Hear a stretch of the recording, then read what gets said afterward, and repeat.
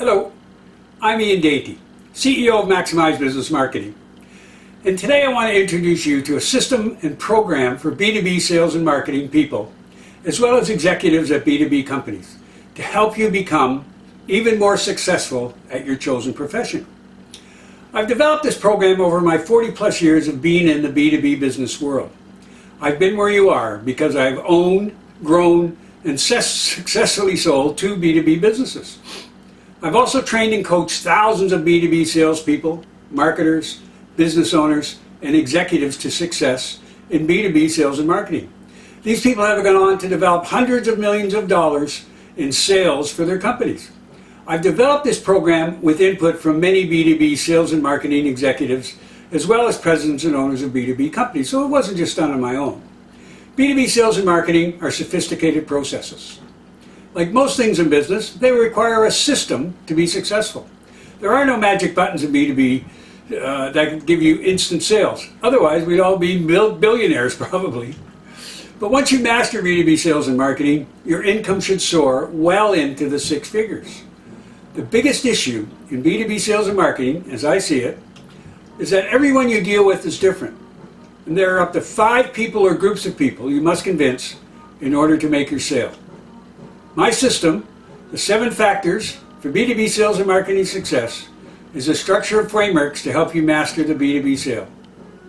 In order to help you become successful in B2B sales and marketing, I'm going to show you a series of videos over the next week that will help you get started down the right path and help you better understand what you need to do to reach success.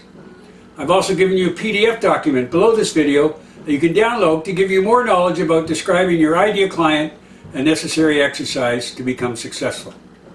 Here's the first video in the series. Enjoy it, and please leave your comments below the video after you've watched it. Thanks a lot, and good viewing. Hi, Ian Dainty here, and today I want to start introducing you to a program I've got called the 7 Factors of B2B Sales and Marketing Success. And I'm going to do that through a series of videos I'm going to present over the next number of days, and then let you know, to give you an idea of what it's about and see if you're interested, but also hopefully to give you something to think about and some things you can use right away as opposed to waiting till I start talking about this. So let's look at what the 7 factors of B2B marketing sales success are. There's 5 pillars, as you can see here, and I'm going to talk about them in a little bit. The basics of buying, marketing, selling, SAM, and the PARC systems underlying it all. And again, I'm going to explain all of these later. And then your client-facing team, which is a big foundation for everything. But first of all, I want to tell you how I screwed up and ended up building these 7 factors. A long time ago, when I worked for IBM, we used to do, obviously we wanted to sell our products and services, and of course we didn't have the internet back then, the 70s and 80s and that, so what we do is one of 2 things. We either bring a client or a prospect back into our offices at IBM and show them the product and service there, or preferably, if we could, take them to one of our clients, and then they could ask questions, and it was a much better setup. Obviously a great testimonial right there, having a client showing them what they're using. So that's what I did. I set up with one of my clients and had a prospect come over one morning, and showed up, started around 10 o'clock in the morning, and the prospect was there on time, and started to go through the presentation and the demo, and my client was showing all kinds of things that he used for it, and the prospect was asking all kinds of great questions as they went through. It took about 45-50 minutes, I guess, to go through the demo, and prospect had asked all kinds of questions, and client had given all kinds of great answers. And as we're walking out the door, I'm thinking, wow, I'm thinking about the check I'm going to get from this sale, and go towards my quota and all of that, and I'm shaking with great relief. Anyway, as we walk out the door and I walk the prospect to the car. I said, so when do you want to get started? He says, I don't. Well, my chin just hit the floor, and I thought, holy mackerel, what's the matter? I said, what's the matter? He said, well, I see what your prospect got, your client got here, sorry, and I think he's done a great job, and it obviously suits him very well. I said, but that's not what I want. I said, well, what do you want? Oh, he said, well, it's going to take too long to explain it, and I got to run. I got a meeting at 10, or 11 rather, I got to run, so give me a call sometime. Well, I called him. He never returned my calls, and knew I'd really screwed up. So I had to figure out what to do. And I went back and talked to my manager, who was quite angry at the time. And anyway, we got over it. But I said, I've got to learn this better. I'm not doing it better. So that's when I started to do this. And over the years, this is what I've developed.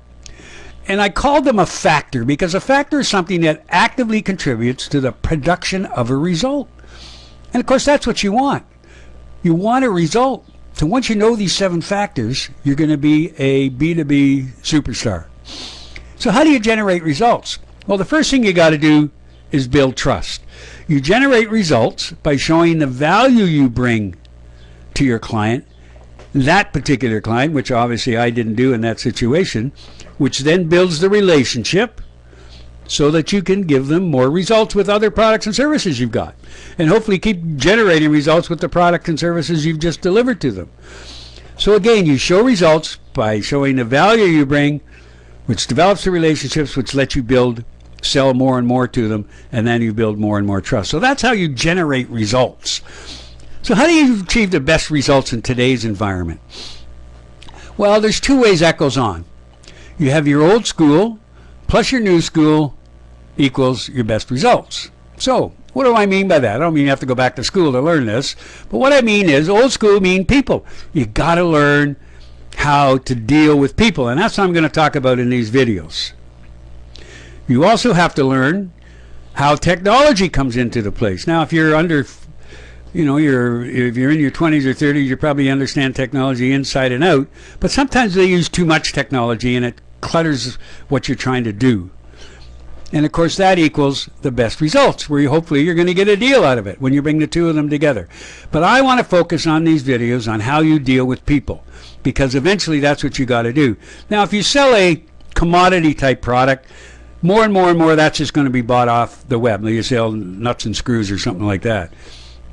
But if you sell a value added product, software, some manufacturing product, a service that's value added, then you need to understand why people buy, and that's what my program does.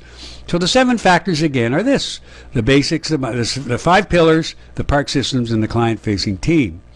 The 5 pillars are the basics. What are the basics that you need to understand? I'm going to show you them in a minute. What's the buying process? Not the selling process, because remember, people buy. You only sell them when they want to buy, right? You can't sell something to somebody when they don't want to buy. So it's the buying process. You must understand that, and we'll go through that. What are all the marketing elements? You need marketing in today's environment because you got to keep in touch with people. They're not going to, I think it's like 3 to 5% of people might buy from you the first time you talk to them, so you got to deal with the other 97, 95%. What are the selling elements involved in it? When you're actually talking to people, and how do you build companies into strategic accounts? So pillar 1 are the basics. So let's look at what they are. In today's world, and this is what I'm going to talk about later in more detail in this video, what are the B2B marketing sales challenges and how do you overcome them? What's your ideal market? You must know that. Your ideal client company and your ideal client people within that company. What are your client goals and therefore their issues? What value proposition do you have? What is yours? That may not be the value proposition each customer wants, but it's a start. What differentiates you from your competition, and who is your competition? Now, you're probably looking at this and saying, oh, like macro, and this is really complicated and everything. I like to use the word sophisticated more than complicated.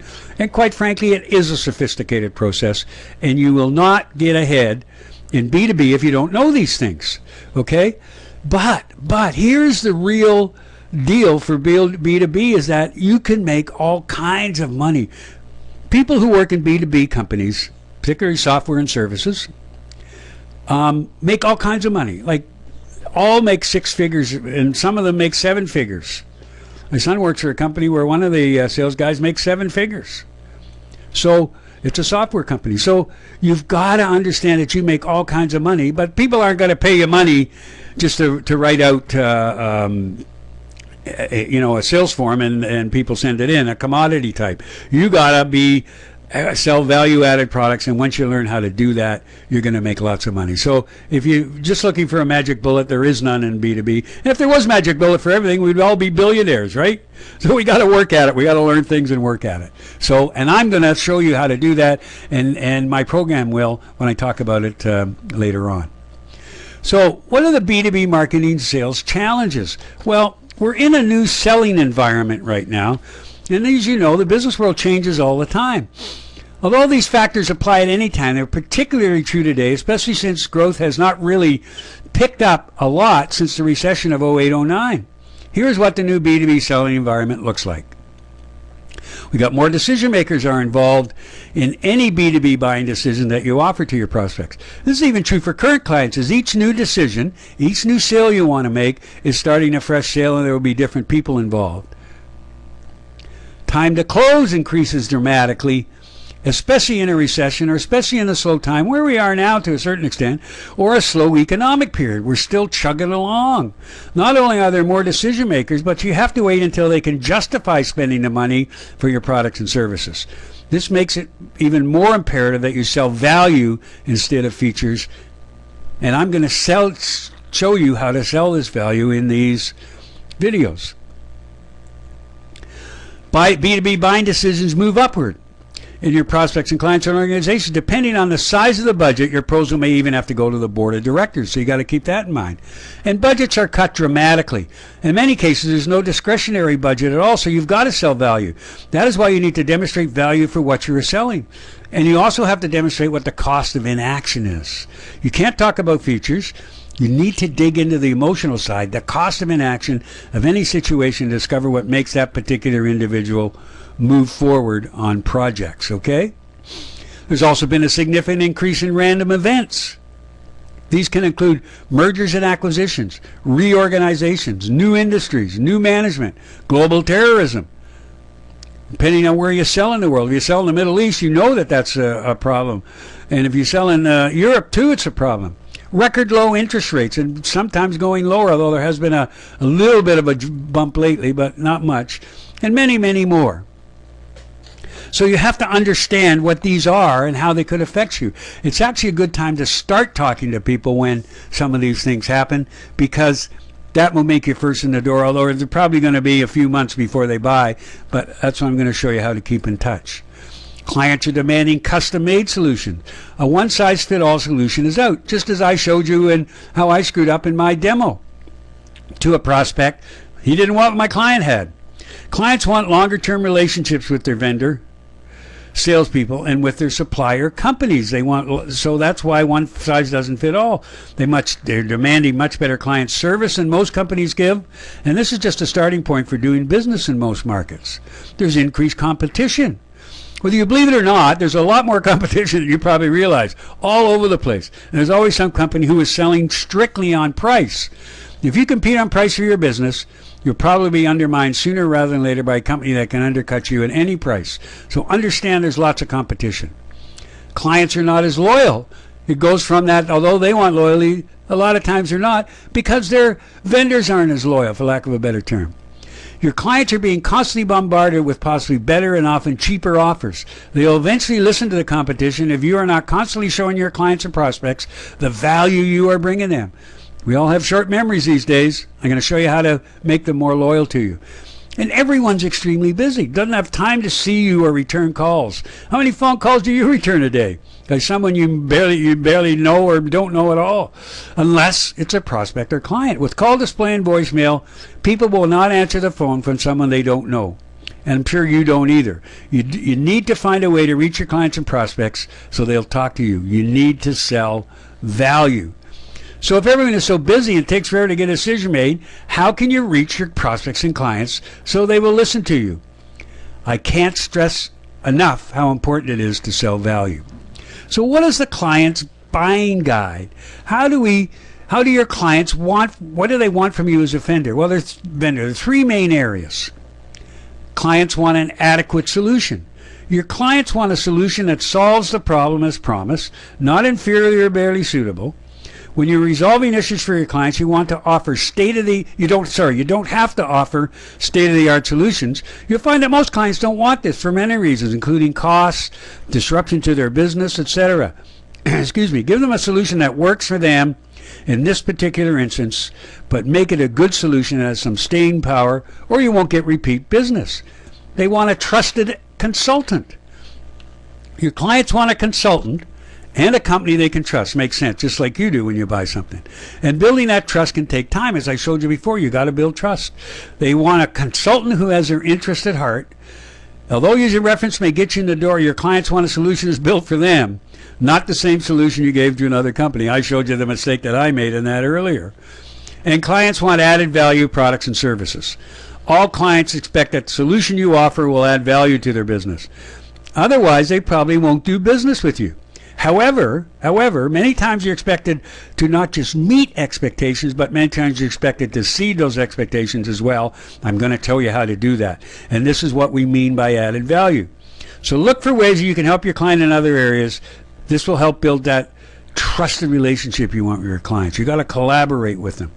So as you can see, there are many factors affecting the way B2B clients buy in today's environment. It is imperative to understand these B2B buying principles to make your life easier and to make the sales cycle shorter.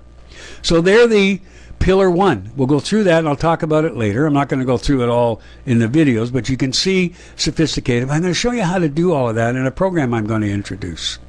So the 7 factors again, the 5 pillars, the part systems, I'm going to explain those what they are, and the client-facing team that underlines it all. If you have questions or comments, well, first of all, about comments, please leave them below this video. I'd like to see your comments on it, and I'd like you to give me some of the issues that you're running into so that in one of the next videos or so I can talk about them and help you get through them. If you have any questions at all, please feel free to email me at ian@maximizebusinessmarketing.com. But please leave your comments below. Thanks a lot.